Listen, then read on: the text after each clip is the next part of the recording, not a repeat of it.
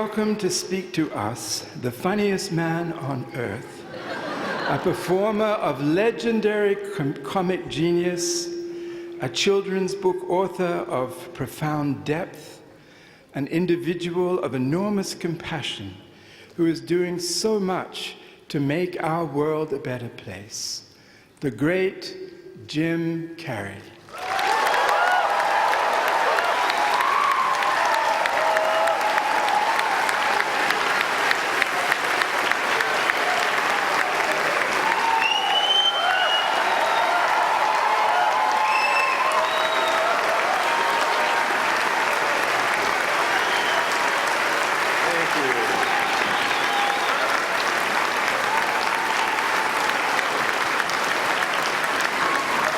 Sitting down for? I was going to milk that for a while. You guys can stretch that out in post, right? You can make that longer in the edit. Thank you, Bevan. Thank you all. Jai Guru Dev.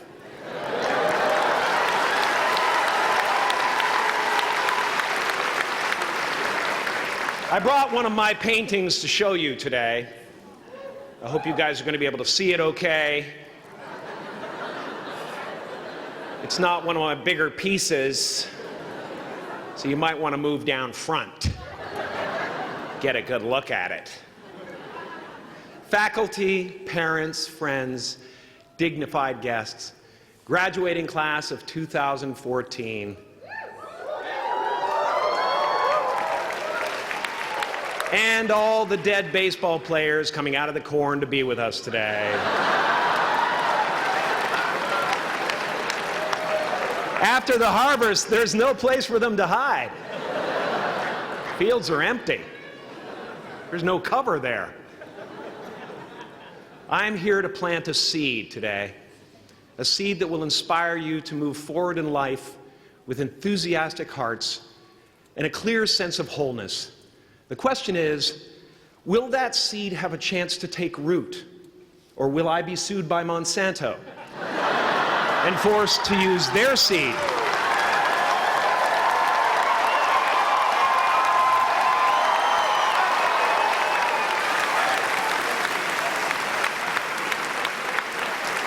Which may not be totally Ayurvedic. Excuse me if I seem a little bit low energy today, whatever this is. I slept with my head to the north last night. Oh man! Oh man! You know how that is, right, kids? Yeah. Woke up right in the middle of Pitta, couldn't get back to sleep till Vata rolled around. Crazy.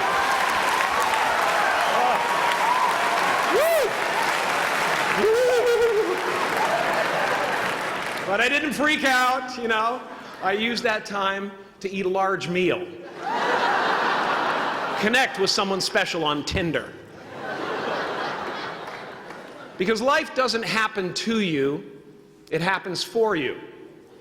How do I know this? I don't, but I'm making sound, and that's the important thing. That's what I'm here to do. Sometimes I think that's the only thing that's important, really, you know? It's just letting each other know we're here. You know? Reminding each other that we're part of a larger self. I used to think Jim Kerri is all that I was. Just a flickering light, a dancing shadow, the great nothing masquerading as something you can name. Seeking shelter in caves and foxholes dug out hastily, an archer searching for his target in the mirror, wounded only by my own arrows. Begging to be enslaved, pleading for my chains, blinded by longing and tripping over paradise. Can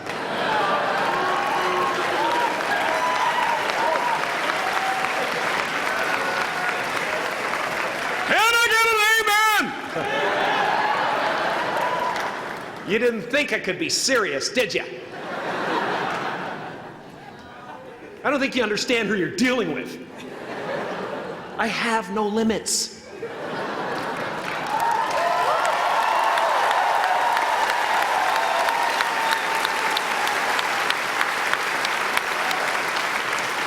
I cannot be contained because I'm the container.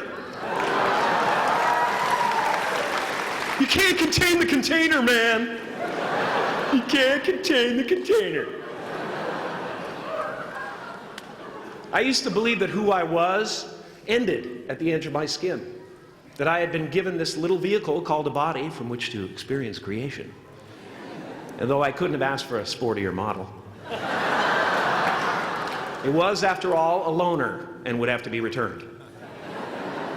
Then I learned that everything outside the vehicle was part of me too. And now I drive a convertible.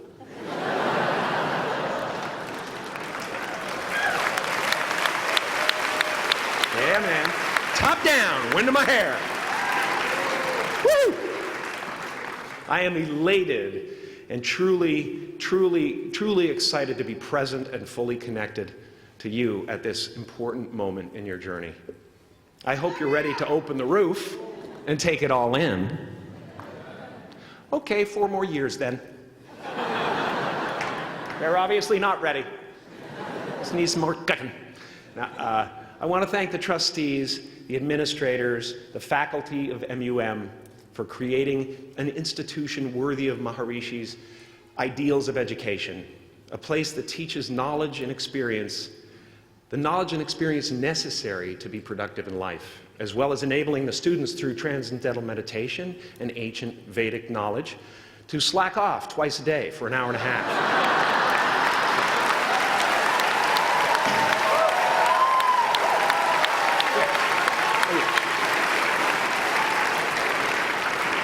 Don't think you're fooling me.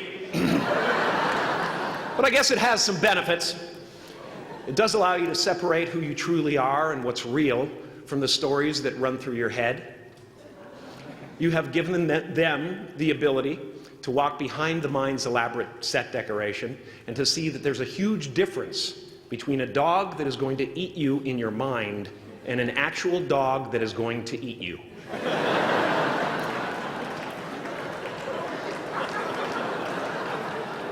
That may sound like no big deal, but many never learn that distinction. And they spend a great deal of their lives living in fight or flight response. I'd like to acknowledge all of you wonderful parents. Way to go. What a fantastic job you've done.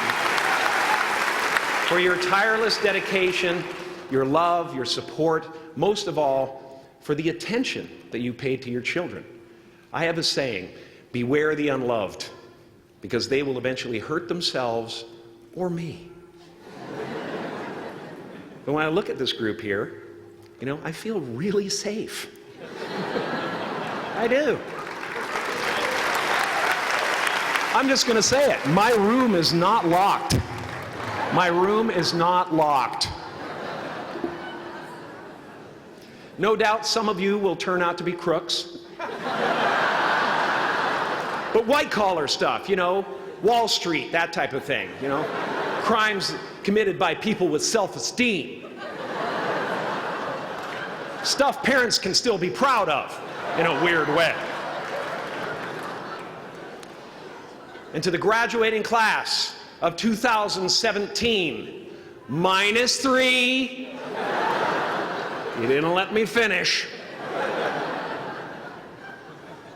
Congratulations. Yes.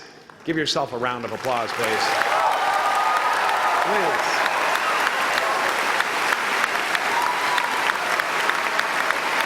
Yeah.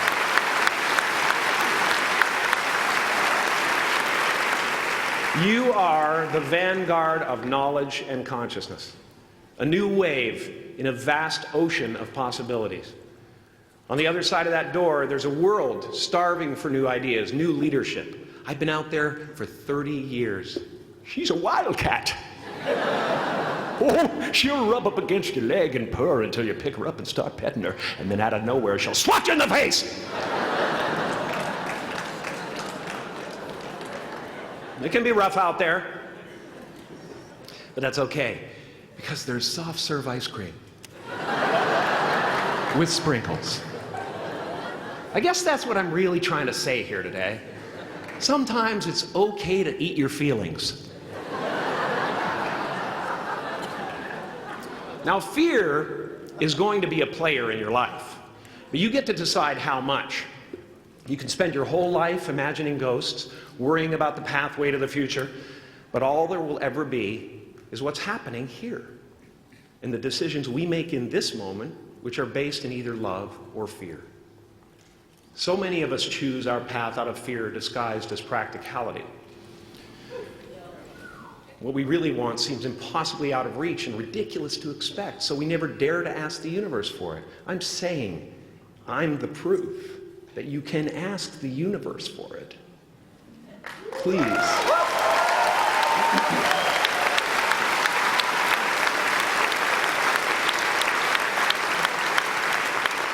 And if it doesn't happen for you right away, it's only because the universe is so busy fulfilling my order.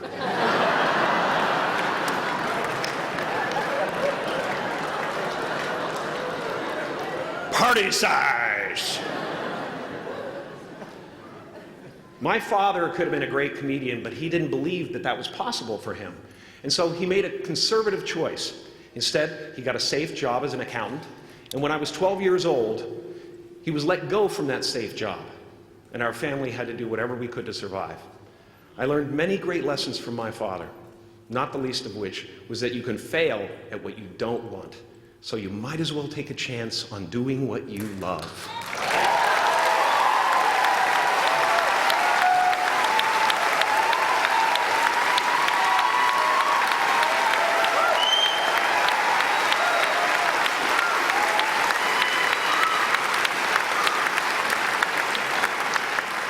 It's not the only thing he taught me, though. You know, I watched the effect of my father's love and humor and how it altered the world around me. And I thought, that's something to do. That's something worth my time. It wasn't long before I started acting up. You know, people would come over to the house and they'd be greeted by a 7-year-old throwing himself down a large flight of stairs. They would say, "What happened?" And I would say, "I don't know. Let's check the replay." I'd go back to the top of the stairs and come back down in slow motion.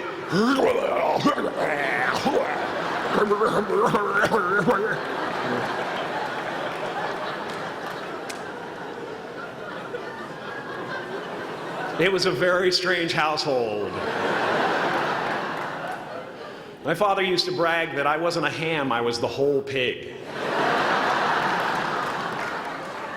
And he treated my talent as if it was his second chance. When I was about 28, after a decade as a professional comedian, I realized one night in LA that the purpose of my life had always been to free people from concern, just like my dad. And when I realized this, I dubbed my new devotion the Church of Freedom from Concern.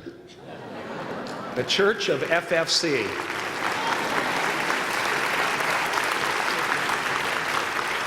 And I dedicated myself to that ministry. What's yours? How will you serve the world? What do they need that your talent can provide? That's all you have to figure out. As someone who's done what you're about to go and do, I can tell you from experience, the effect you have on others is the most valuable currency there is.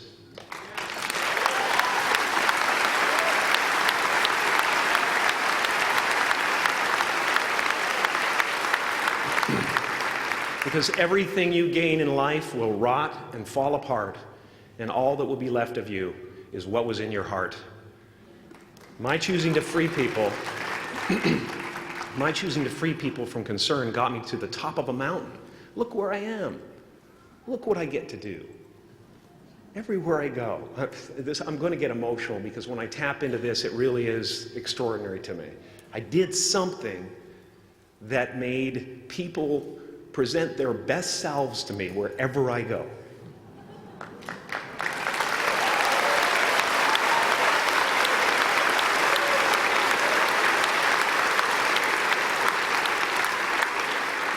I am at the top of the mountain, and I was, and the only one I hadn't freed was myself, and that's when my search for identity deepened.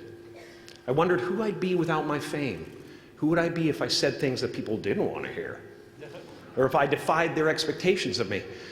What if I showed up to the party without my Mardi Gras mask and refused to flash my breasts for a handful of beads? I'll give you a moment to wipe that image out of your mind. But you guys are so ahead of the game. You already know who you are.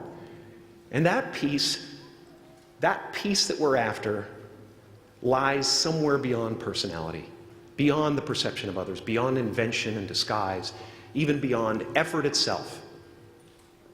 You can join the game, fight the wars, play with form all you want, but to find real peace, you have to let the armor go.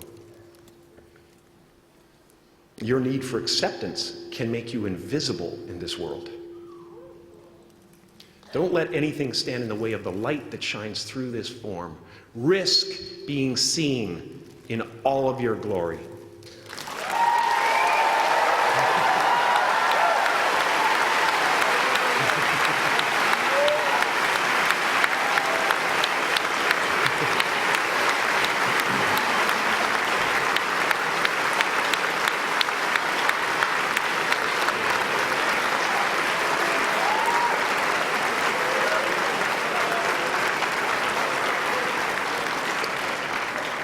It's not big enough. This painting is big for a reason. It's called high visibility.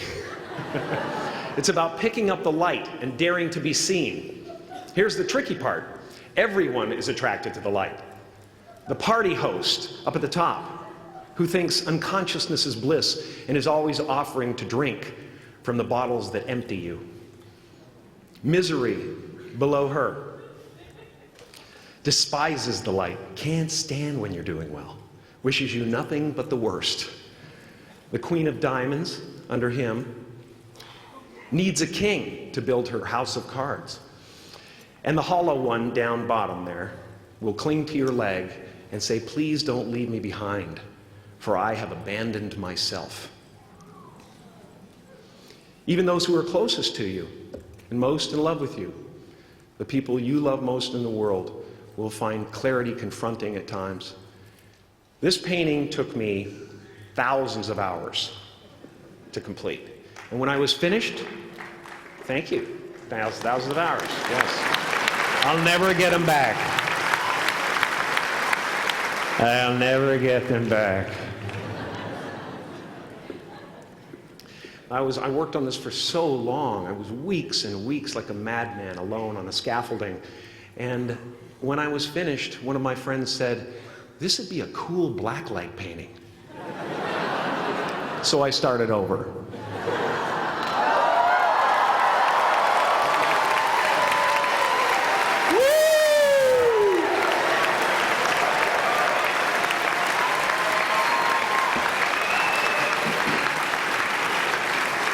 Welcome to Burning Man. Some pretty crazy characters up there, but better up there than in here. You know, painting is one of the ways, thank you. Painting is one of the ways I free myself from concern, a way to stop the world through total mental, spiritual, and physical involvement. But even with that comes a feeling of divine dissatisfaction, because ultimately, we're not the avatars we create. We're not the pictures on the film stock. We are the light that shines through. All else is just smoke and mirrors, distracting, but not truly compelling. I've often said that I wished people could realize all their dreams and wealth and fame, and so that they could see that it's not where you're going to find your sense of completion. Like many of you, I was concerned about going out into the world and doing something bigger than myself, until someone smarter than myself made me realize that there is nothing bigger than myself.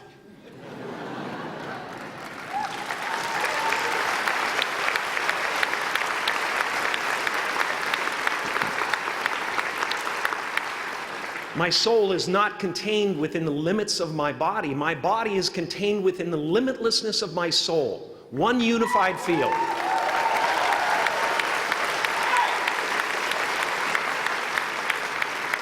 One unified field of nothing, dancing for no particular reason, except maybe to comfort and entertain itself.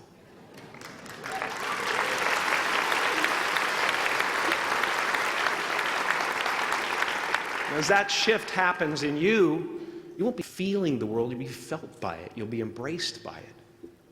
Now I'm always at the beginning. I have a reset button, and I ride that button constantly. Once that button is functioning in your life, there's no story that the mind could create that will be as compelling. The imagination is always manufacturing scenarios, both good and bad, and the ego tries to keep you trapped in the multiplex of the mind.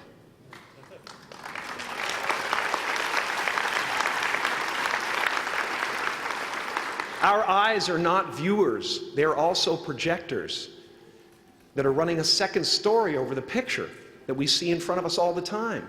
Fear is writing that script, and the working title is, I'll Never Be Enough.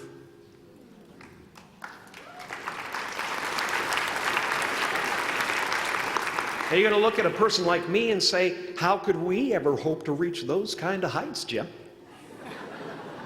How can we make a painting that's too big for our home?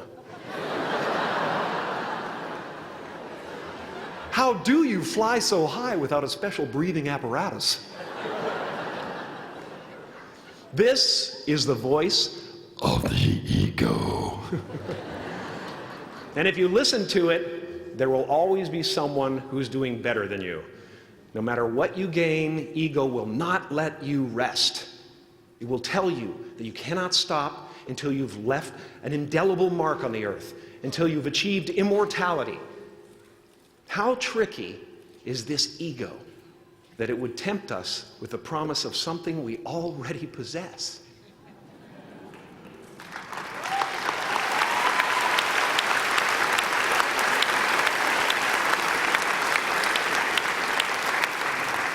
So, I just want you to relax.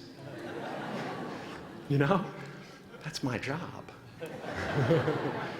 Relax and dream up a good life.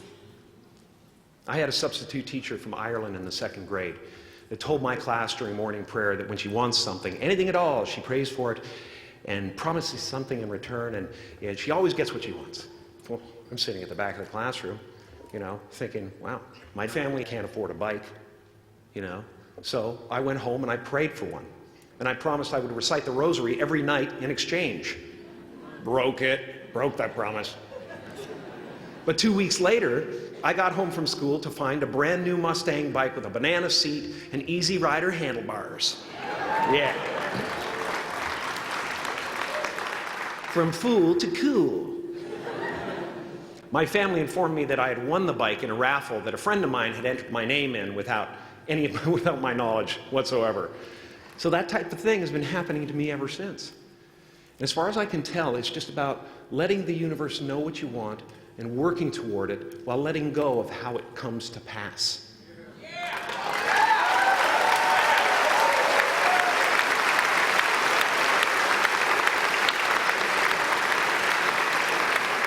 Your job is not to figure out how it's going to happen for you, but to open the door in your head. And when the door opens in real life, just walk through it.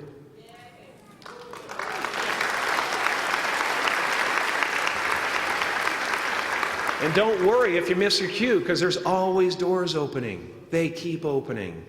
And when I say life doesn't happen to you, it happens for you, I really don't know if that's true. I'm just making a conscious choice to perceive challenges as something beneficial so that I can deal with them in the most productive way. You'll come up with your own style. That's part of the fun. Oh, and why not take a chance on faith as well?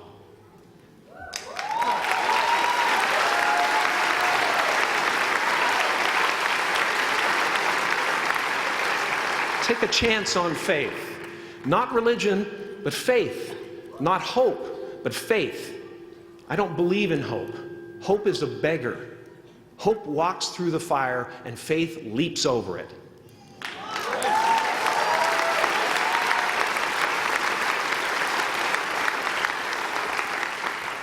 You are ready and able to do beautiful things in this world. And after you walk through those doors today, You will only ever have two choices, love or fear. Choose love, and don't ever let fear turn you against your playful heart. Thank you so much. Thank you, Udell. I'm so honored.